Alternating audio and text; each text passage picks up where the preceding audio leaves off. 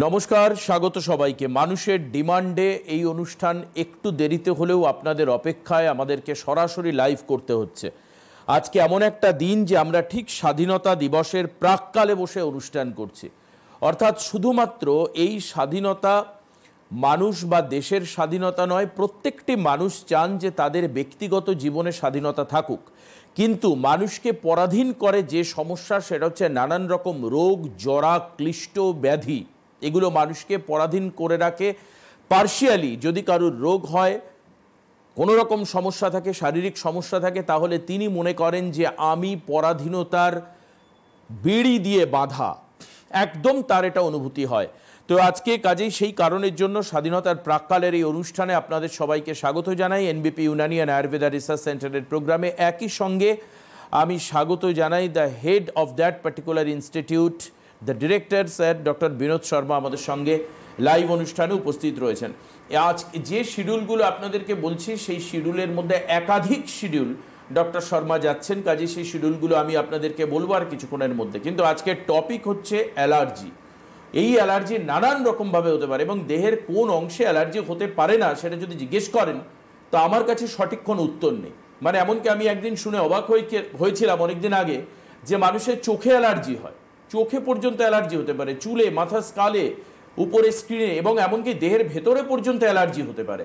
এখন এই অ্যালার্জির আয়ুর্বেদিক সমাধান কি রয়েছে আমি জিজ্ঞেস করব ডক্টর শর্মার কাছ থেকে। স্বাগত জানাই আজকের অনুষ্ঠানে। নমস্কার। সঙ্গে আপনি যেভাবে এনবিপির টোটাল ইনস্টিটিউশন অ্যান্ড ইউর টিমকে ইন্ডিপেন্ডেন্টলি সমস্ত ডিস্ট্রিক্টে এবং আউটসাইড অফ বেঙ্গল যেভাবে মুভ করাচ্ছেন, এটাও একটা কিন্তু স্বাধীনতা দিবসের আগে আপনাদের সকলের জন্য দ্য টিম এনবিপিকে আমাদের তরফ থেকে স্বাধীনতার প্রাক্কালীন শুভেচ্ছা। দেখুন, আজকে প্রথম আমি বলবো, আজকে ইজি একদম রিভিউতে আমি চলে যাই অ্যালার্জি নিয়ে।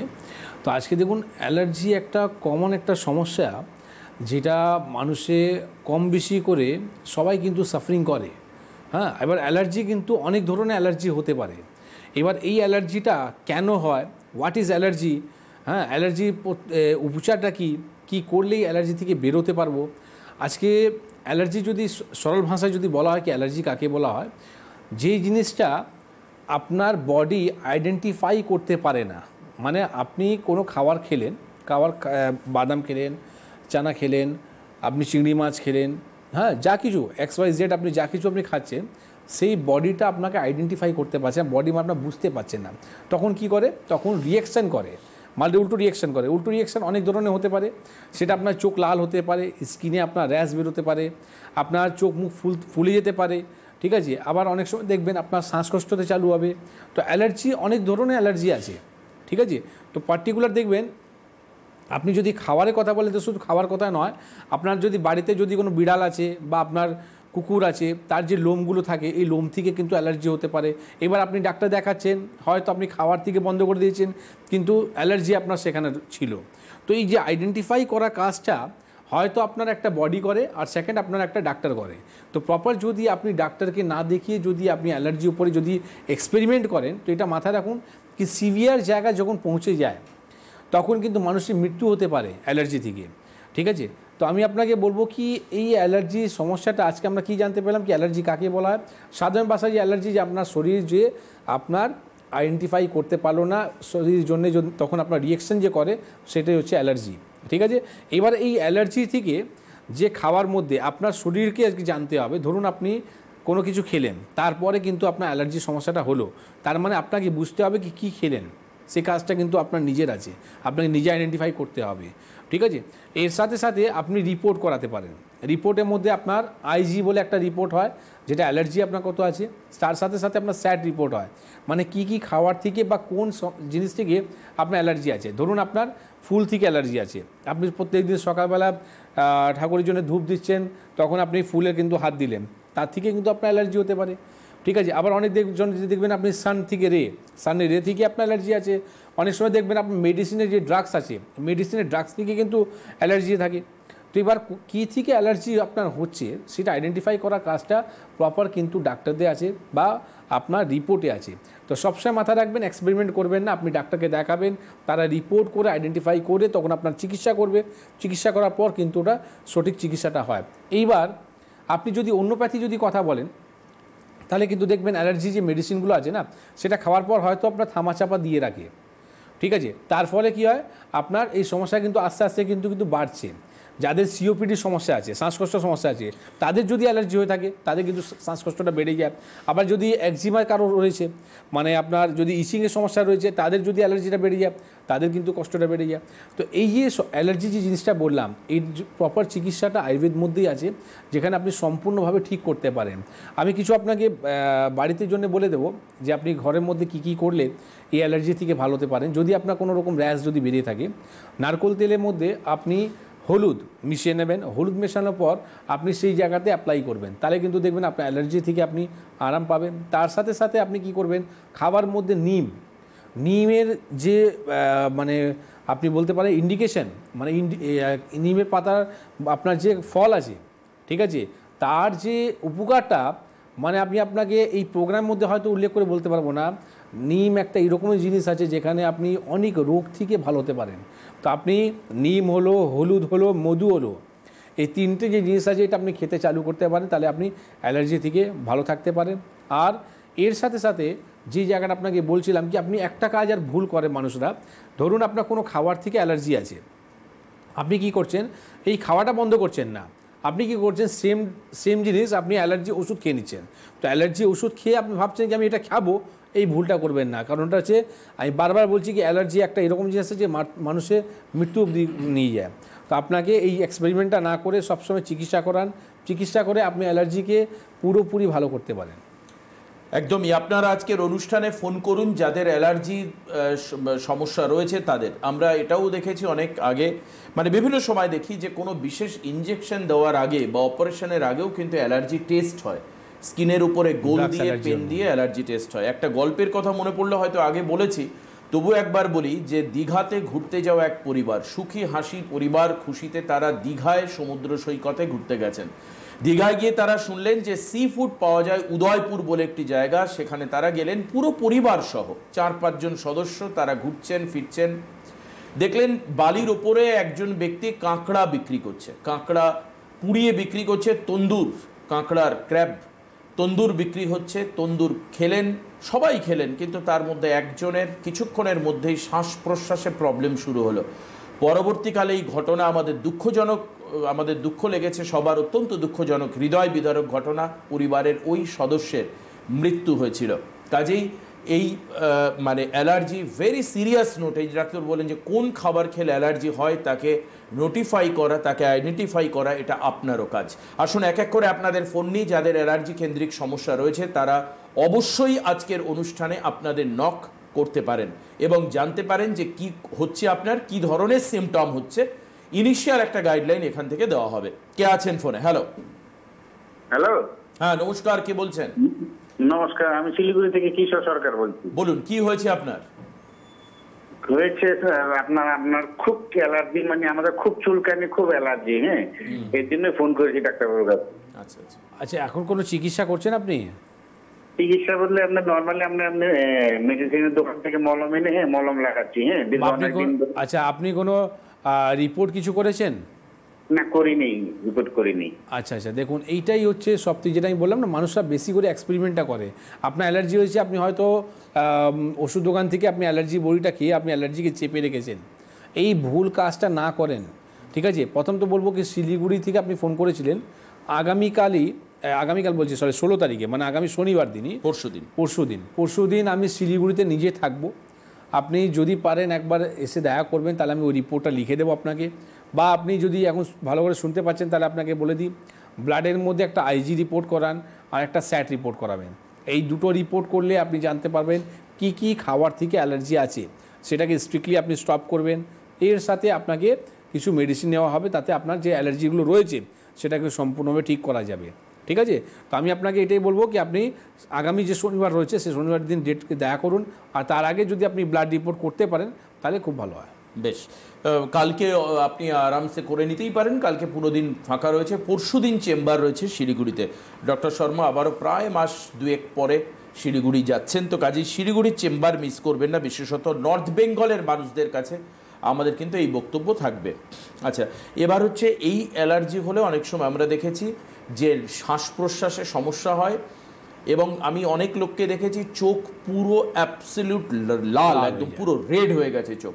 এই সমস্যাগুলো কেন হয়? আবার আমি অনেককে দেখেছি খেতে পাচ্ছে না, অর্থাৎ মাড়িতে দাঁত যেখানে ইমপ্ল্যান্টে থাকে মাড়ির মধ্যে গোটা গোটা তৈরি হয়েছে। এগুলো কেন হয়? কারণটা হচ্ছে দেখুন, আচ্ছা ডাক্তার, একজন ফোনে রয়েছেন, আমি ফোনটা নিয়ে নিই, আলোচনা আসবো তারপর। কে আছেন ফোনে? হ্যালো। Hello sir. হ্যাঁ, কোথা থেকে বলছেন আপনি? আউসগ্রাম। আউসগ্রাম, আচ্ছা, বর্ধমান? হ্যাঁ, পূর্ব বর্ধমান। পূর্ব বর্ধমান, বলুন কি প্রবলেম আপনার? মানে প্রবলেম হচ্ছে আমার চুলে রং লাগালে মানে চুলটা মুখ হাত ফুলে যায়, ঠিক। মানে অ্যালার্জি, মানে আমার শরীরে এমনি অ্যালার্জি আছে, আর আমি রং আগে লাগালে পরে মুখটা গোটাই ফুলে যায়, এখন আর লাগাই না, বর্তমানে বন্ধ করে দিয়েছি। অনেকের এই সমস্যা আছে, ঠিক। আপনাকে যেটা বললাম না, অ্যালার্জি আমার ধরুন এখন বয়স 52 বছর, মাঝে মাঝে হয়তো লাগানোর ইচ্ছা জাগে, কোথাও গেলে এলে মানে একটু ইয়ে হয় না, ইচ্ছা জাগে, লাগাতে পারি না। না ইচ্ছা জাগে, কিন্তু আপনি ওই কাজটা যদি করতে যান তো আপনার তো যতটা লাভ হবে না তার থেকে বেশি আপনার ক্ষতি হয়ে যায়, ঠিক আছে? তো অ্যালার্জি যেটা বললাম না, অনেক ধরনের অ্যালার্জি আছে। আপনার ওই যে কালারটা ইউজ করেন, আবার দেখবেন অনেক মানুষরা যে কসমেটিক্স ব্যবহার করে তার মধ্যেও কিন্তু অ্যালার্জি থাকে। অ্যালার্জি অনেক মানে দেখুন, আজকে একটা মানুষ চিংড়ি মাছ খুব ভালোভাবে খেতে পাচ্ছে, দেবাশিস একটু আগেই বললেন কি দীঘাতে যে ওনাকে আপনাকে বললেন কি একটা পরিবার গিয়েছিল, তো সবাই খেলো কিন্তু ওদের হলো কেন? একজনই হলো কেন? কারণটা হচ্ছে কি সবার শরীর এক ধরনের নয়। এবার এই শরীরটা, আপনার শরীরটা আইডেন্টিফাই করতে পারছে না, ঠিক না? তার জন্যও রিয়েকশানটা করছে। তো এবার আপনার যে সমস্যাটা হচ্ছে যে আপনি কলমটা ইউজ করছেন, সেখানে আপনার করার পর আপনার অ্যালার্জিটা বেরিয়ে যাচ্ছে। তো এখানে আপনার উপায় আছে কি আপনার প্রথম কি অ্যালার্জি চিকিৎসা করান, এরপরে আপনি যে কসমেটিক্সটা ইউজ করছেন বা যে ড্রাগস দিয়ে যে আপনি কালারটা ইউজ করছেন সেটাকে বন্ধ করে ওটাকে চেঞ্জ করুন, অন্য কালার ইউজ করতে হবে বা অন্য কোম্পানি ইউজ করতে হবে, যেখানে যে ড্রাগস থেকে আপনার অ্যালার্জি আছে সেই অ্যালার্জিটাকে বন্ধ করতে হবে। আপনি পূর্ব বর্ধমানে থাকেন, পূর্ব বর্ধমানে আমাদের চেম্বার আছে, যদি আপনি পারেন একটা অ্যালার্জি রিপোর্টটা করে ওই চেম্বার দেখা করবেন, বা আপনি কী ইউজ করছিলেন, কোন কালারটা ইউজ করছিলেন সেটাও নিয়ে আসবেন, তাতে আপনি বুঝতে পারবেন। বললাম না, এটা একটা প্রপার ডাক্তারি কাজ। এই যে সামান্য সামান্য জিনিসটা যে কী দিয়ে অ্যালার্জিটা আছে, যে একটু আগে বলেন চোখ লাল হয়ে যাওয়া, ঠিক আছে, বা মাড়িতে যদি সমস্যাগুলো হয়ে যাওয়া, তো এবার অনেক ধরনের সমস্যা আছে। এবার আপনি ধরুন, আমি আপনাকে সিম্পল একটা কথা বলে দিই, অ্যালার্জি থেকে আর একটা বাঁচানোর উপায় আছে। নিম, আবার দেখবেন গরমের সময়, গরমকালে মানুষদের কিন্তু এই যে ঘামাচিটা হয়, ঘাম জাম হয়, ঠিক আছে, গরমের সময় কিন্তু অ্যালার্জির সমস্যা প্রায় কিন্তু অনেকজনে থাকে। তাদের এই সমস্যা নিয়ে আপনি বলবো একদম সিম্পল কথা, যেটা হচ্ছে আপনি নিমের যে ডালিটা আছে, ডালিটাকে ভেঙে আপনি জলের মধ্যে জলটাকে ফোটানোর পরে দেখবেন যখন গ্রিনিশ একটা কালার হয়ে যাবে জলের, সেই জলটাকে ছেঁকে নিন, সেই জলের মধ্যে আপনি ঠান্ডা জলটা মিশিয়ে আপনি ওই জল দিয়ে স্নানটা করুন। তো নিম পাতা যেটা আছে এইটা আপনার মানে আমি বলে এখন বোঝাতে পারবো না কি আপনাকে শুধু অ্যালার্জি থেকে নয়, অনেক রকম রোগ থেকে, মানে ক্যান্সার মতন সমস্যা থেকে কিন্তু বার করা যায়। এই কারণের জন্য দেখুন আজকে 15 আগস্ট কালকেই আছে, তো 15ই আগস্টের মধ্যে যে আজাদি যে কথাটা বলেন না, তো দেখুন আজাদ, আপনি যদি ইংরেজরা যে ছিল যখন যখন যাচ্ছিল এখান থেকে, তারা একটা জিনিসই ভাবলো কি আমরা ভারতের মধ্যে আবার কি করে এদেরকে চেপে রাখবো। তখন ওরা যখন দেখতে পাচ্ছিল কি এদের কাছে যোগা আছে, এদের কাছে মেডিসিন আছে, বা এদের কাছে হার্বস আছে, একমাত্র নিম পাতা যেখানে ক্যান্সার মতো সমস্যা থেকে তারা ফাইট করতে পারছে, তাহলে আমরা কি করে এখানে জয় করব। তারা কিন্তু কি করলো, তারা কিছু রোগের বিষয়, ঠিক আছে, কিছু ডিজিজ উপরে বলে দিল কি এই সব রোগের উপরে যারা বলবে তাদেরকে অ্যারেস্ট করে দেওয়া। তখন একটা অ্যাক্ট তৈরি হলো, এখনও আছে সে একটা, কি কেউ বলতে না পারে কি সমস্যাকে আমি সম্পূর্ণভাবে ঠিক করে দেব। কেন বলতে পারে না ভাই? তার চিকিৎসা আছে, কারণ ওই ভয়তে কি আমাকে অ্যারেস্ট না করে নেয়। আপনার কাছে চিকিৎসা থাকলেও কিন্তু সে বলতে পারছে না। তো এই কারণের জন্য কি যাতে ও চেপে থাকে, তখন ওরা এখানে জয় করতে পারে। তো এই জিনিসটা বুঝতে হবে। আজাদি শুধু আপনার 15 আগস্ট আছে, আমি ঝান্ডা ফেরালাম, ঠিক আছে, দুটো গান গালাম, তাতে কিন্তু আজাদি হলো না। আজাদি তখনই হবে যখন আপনি বুঝতে পারবেন কি আমার শরীর কি চাইছে, ঠিক আছে, আমার শরীরকে কি করে আমরা আজাদ করব, ঠিক আছে। তো আয়ুর্বেদকে গ্রহণ করুন, আয়ুর্বেদ মতন কোনো চিকিৎসা নেই। আপনি যে কোনো কি বললাম ট্রিটমেন্ট সেটাই আছে। রোগ যখন আপনার একটা লিমিট, একটা টাইমের মধ্যে আপনাকে সমস্যাকে থেকে সমাধান করে, সেটাই হচ্ছে আপনার মেডিসিন। কিন্তু আপনারা যে ব্যবহার করেন সেটা হচ্ছে ড্রাগস। সেটা আপনাকে হোল লাইফ খেয়ে যেতে হবে। সুগারের সমস্যা, প্রেশারের সমস্যা, থাইরয়েডের সমস্যা, অনেক রকম রোগ আছে যারা সারা বছর উপরে বছর, দিন উপরে দিন, মৃত্যু অবধি আপনাকে ওষুধ খেয়ে যেতে হবে। তো this is not a medicine, this is হচ্ছে আপনার ড্রাগস। ঠিক আছে, এই জিনিসটা যারা বুঝতে পারবে তারাই 15 আগস্টে ফ্ল্যাগটা আপনি বলবেন কি আমি আজাদ হয়েছি। বেশ, পরের ফোনে কে রয়েছেন? হ্যালো হ্যালো হ্যালো হ্যালো, কে বলছেন? হ্যালো, হ্যাঁ বলুন, কে বলছেন? আমাদের কথায় আসে। হ্যাঁ, একটু একটু একটু নাম্বারটা নোট করে রাখো, কালকে উনি মজা করছিলেন, এটা তো মজা করার জায়গা নয়। হ্যাঁ, কালকেও এই ফোনটা এসেছিল।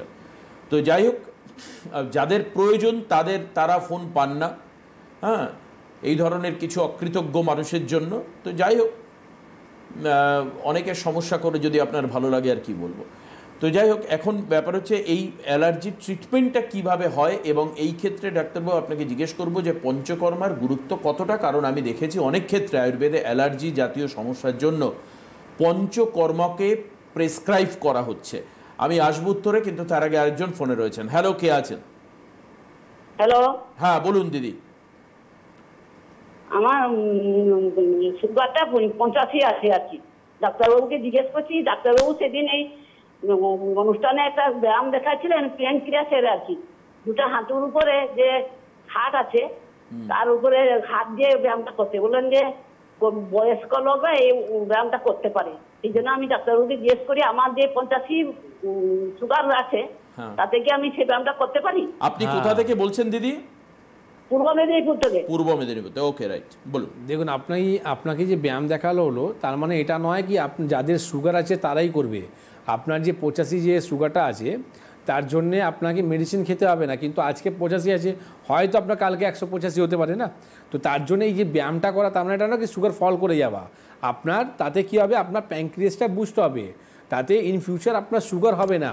মানুষ অনেকজন বলে না কি আমার সুগার যাতে ভবিষ্যতে না হয় কি করতে হয়, তো এই ব্যায়ামটাই করবেন, ঠিক আছে, তাতে কোনো অসুবিধা নেই। একদম।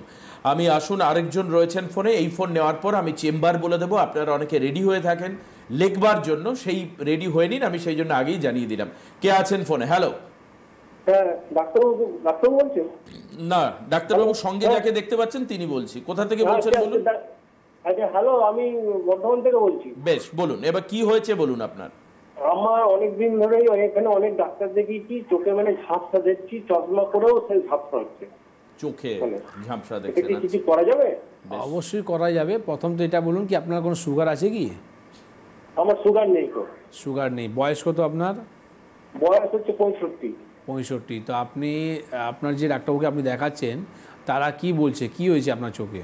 তারা ওই বলছে ওষুধ দিচ্ছে, ডপার ওষুধ দিচ্ছে, ড্রপার ওষুধ দিচ্ছে, ট্যাবলেট ওষুধ দিচ্ছে, সিরাপ ওষুধ দিচ্ছে। সেটা রোগের নাম কি বলেছে, কেন হচ্ছে সেটা বলছে যে এরকম আস্তে আস্তে ওটাকে মানে ইয়ে করতে হবে। এখন মানে একটু ইয়ে আছে, ছানিটা মানে এরপরে আপনাকে অপারেশন ইয়ে করতে হবে, ছানি আছে। এবার দেখুন, আপনাকে একটা কথা বলে দিই, আপনার ডাক্তারবাবু আপনাকে নিজে শুধু ড্রপ দিয়ে যাচ্ছে, ট্যাবলেট দিয়ে যাচ্ছে, তাতে হয় না। আগে রোগের নাম বলতে হয়, কি সমস্যা থেকে আপনার তৈরি হচ্ছে। যতক্ষণ আপনি সাবজেক্ট মানে রোগের উপরে আপনি যদি না জানেন, তাতে কোনোদিন সমস্যার সমাধান হবে না। প্রথম আপনাকে বলবো কি আপনার আর্লি স্টেজ আছে, ক্যাটরেক্ট যখন আপনার পেকে যাবে, মানে যখন আপনার ছানি হয়ে গেল, তখন তার কিছু করার নেই, পেকে যাওয়ার পর আপনাকে অপারেশন করতেই হবে। কিন্তু আর্লি স্টেজের মধ্যে আপনার ট্রিটমেন্ট আছে। আপনাকে যে এখন ওষুধ দেওয়া হচ্ছে না, সেটা হচ্ছে আপনাকে শুধু কন্ট্রোল করার জন্যে, ভালো করতে পারবেন না। তো এই যে আমি বললাম না, কিছু কিছু ডিজিজ আছে যেখানে বলে দেওয়া হয়েছে, মানুষকে ভয় দেখিয়ে দিয়েছে, ঠিক আছে। আয়ুর্বেদ ডাক্তাররা পড়াশোনা করার পরেও কিন্তু তারা বলতে পারছে না, তারা কিন্তু ভয় পাচ্ছে কি আমাকে অ্যারেস্ট করে নেবে, আমি বলতে পারবো না, ঠিক আছে। আরে ভাই, কেন বলতে পারি, তোর কাছে প্রমাণ আছে। যখন অ্যারেস্ট করে তখন তুই দেখাবে কি আমার কাছে প্রমাণ আছে কি আমি লোককে ভালো করেছি, ঠিক আছে। এই কারণের জন্য আজকে আয়ুর্বেদ বড় হচ্ছে না। আজকে আয়ুর্বেদ একটা জায়গাতে সীমিত রূপ নিয়েছে। কারণটা হচ্ছে কি আয়ুর্বেদ পড়াশোনা করার পর কিন্তু তাদের একটা বাউন্ডেশন আছে কি এটা বলা যাবে না। কেন বলা যাবে না, ঠিক আছে, আমি তো বলছি। আর আমি কেন বলছি, কেন কি আমার কাছে প্রমাণ আছে কি আমি এটা ঠিক করেছি। তো তো আপনিও ঠিক হবেন সেটা ব্যাপার নয়, আপনি চেষ্টা করুন বর্ধমান যে চেম্বারটা আছে সেই চেম্বারে ভিজিটটা করুন। ঠিক, আমি আপনাদেরকে বলে দেবো চেম্বার কবে কোথায় কি রয়েছে। কালকে হচ্ছে আরামবাগের চেম্বার রয়েছে, আরামবাগের চেম্বারে ডক্টর এহালদার থাকবেন। শিলিগুড়ির চেম্বার হচ্ছে 16 তারিখে। 16 তারিখে ডক্টর শর্মা নিজের শিলিগুড়ির চেম্বারে যাচ্ছেন। ইমিডিয়েট বুক করতে হবে যদি জায়গা পেতে হয়, নাহলে কিন্তু কাল সকালে বুক করলে জায়গা হবে না হয়তো, যেমন হচ্ছে। 16 তারিখে চেম্বার রয়েছে। এছাড়া বাঁকুড়াতে এবং কাকদ্বীপে, বাঁকুড়াতে চেম্বারে থাকছেন ডক্টর এহালদার, এস ভাদুড়ি থাকছেন হচ্ছে কাকদ্বীপে। অন্যদিকে গুয়াহাটির চেম্বার হচ্ছে 17 তারিখে। ডাক্তারবাবু শিলিগুড়ি থেকে সরাসরি গুয়াহাটি চলে যাচ্ছেন, ডক্টর বি শর্মা থাকছেন গুয়াহাটিতে আসামে। শিলচরের যে চেম্বার সেখানে থাকছেন এস ঘোষাল, এ হালদার থাকবেন হচ্ছে পুরুলিয়াতে সেম ডেটে 17 তারিখে। 18 তারিখ চেম্বার রয়েছে হচ্ছে ঝাড়গ্রামে, ঝাড়গ্রামের চেম্বারে ডক্টর এ হালদার থাকবেন। বনগাঁর যে চেম্বার রয়েছে 21 তারিখে, বনগাঁ চেম্বারে ডক্টর এন ভট্টাচার্য থাকবেন। আর দে থাকছেন হচ্ছে ক্যানিংয়ে, তারিখ হচ্ছে 22 তারিখ। 22 তারিখ আরেকটা চেম্বার হচ্ছে রায়গঞ্জে, রায়গঞ্জে থাকবেন doctor S Ghoshal. Doctor B Sharma থাকবেন হচ্ছে মালদাতে, মালদার চেম্বার 23 তারিখে। 23 তারিখ আরও দুটো চেম্বার রয়েছে এনবিপি ইউনানি অ্যান্ড আয়ুর্বেদা রিসার্চ সেন্টারের, সেটা হচ্ছে এক হচ্ছে বর্ধমান। অনেক মানুষ বর্ধমান থেকে ফোন করেছেন, মেদিনীপুর থেকে করেছেন, তো বর্ধমানের চেম্বারে ডক্টর এন ভট্টাচার্য থাকছেন, ডক্টর এ হালদার থাকছেন হচ্ছে বহরমপুরের চেম্বারে। 24 তারিখে ডক্টর শর্মা চলে যাচ্ছেন হচ্ছে নিউ আলিপুরদুয়ারে, সেখানে ডক্টর বি শর্মা থাকছেন। এন ভট্টাচার্য থাকবেন হচ্ছে দুর্গাপুরের চেম্বারে, দুর্গাপুরের চেম্বারে তারিখ হচ্ছে 24 তারিখ। 24 তারিখে আরও 3টে জায়গায় চেম্বার রয়েছে, এক হচ্ছে কৃষ্ণনগর, কোচবিহার এবং বোলপুর। কৃষ্ণনগরের চেম্বারে থাকছেন doctor A Haldar, S Ghoshal থাকছেন হচ্ছে কোচবিহারে, আর বোলপুরে থাকছেন হচ্ছে এস ভাদুড়ি। চলে আসি হেরিয়ার চেম্বারে। হেরিয়ার চেম্বার 26 তারিখে, 26/8 অর্থাৎ আগস্টে হেরিয়ার চেম্বারে ডক্টর বি শর্মা থাকছেন। এন ভট্টাচার্য থাকবেন মেচেদার চেম্বারে, মেচেদার চেম্বার 27 তারিখে। 30 তারিখে চেম্বার হচ্ছে হলদিয়াতে, হলদিয়াতেও ডক্টর বি শর্মা থাকবেন। এন ভট্টাচার্য থাকবেন হচ্ছে খড়গপুরে, তারিখ হচ্ছে 30 তারিখ। The last date of this month, দুদিন চেম্বার 31 এবং 31, সেটা হচ্ছে 31/8 চেম্বার হচ্ছে জামশেদপুর, জামশেদপুরের চেম্বারে doctor N Bhattacharya, S Ghoshal থাকবেন হচ্ছে গঙ্গারামপুরে। চলে আসছি সেপ্টেম্বরে। সেপ্টেম্বরের চেম্বারগুলো হচ্ছে 6 তারিখ, 6-9 হচ্ছে আসানসোলে চেম্বার রয়েছে, আসানসোলে ডক্টর বি শর্মাকে পাবেন। ডক্টর বি শর্মা ডিরেক্টর স্যারকে আপনি আগরতলাতে এবার পাবেন 14 তারিখে, 14-9 অর্থাৎ সামনের মাসে আজকের দিনে। 15 তারিখে চেম্বার হচ্ছে ডিব্রুগড়, ডিব্রুগড়ে ডক্টর এস ঘোষালকে পাচ্ছেন। আর দিল্লি চেম্বার রয়েছে হচ্ছে 16 তারিখে, 16-9 চেম্বারে আপনি পাবেন ডক্টর এ হালদারকে দিল্লির চেম্বারে। আজকে আর হাতে সময় নেই, আমাদের এখানে শেষ করতে হবে। আগামীকাল আবারও বিশেষ অনুষ্ঠান থাকছে নির্দিষ্ট সময় ঠিক রাত 9:30টায়। সঙ্গে থাকবেন। অনেক অনেক ধন্যবাদ ডক্টর শর্মাকে। নমস্কার আপনাদের সবাইকে।